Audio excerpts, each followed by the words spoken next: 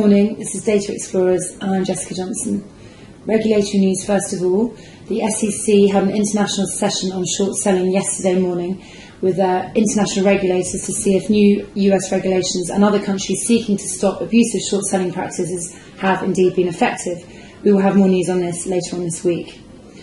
Taking the UK retail sector now, Marks & Spencer, Sainsbury's, Tesco and Premier Foods, all of whom are up in share price today. Starting off with M&S, it is up 6% in share price today, but its short interest has risen, as you can see from this graph, from 4.5% in mid-October to 6.7% now. However, as we can see this graph of MKS's short interest over the last 6 months, it is clear that the position has ebbed and flowed around the 5 to 7% mark.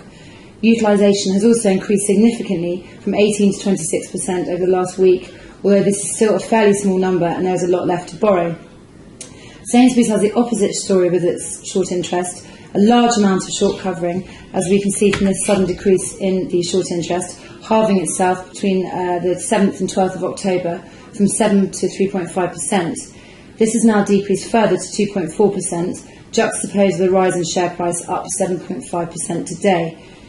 Tesco has never really had any short interest, with just 0.6% of its shares outstanding on loan, although this has increased from 0.37% in early November, and in share price it is up 3.5% today. Premier Foods, a supplier to the UK's major food retailers, are up 1% in share price today as well.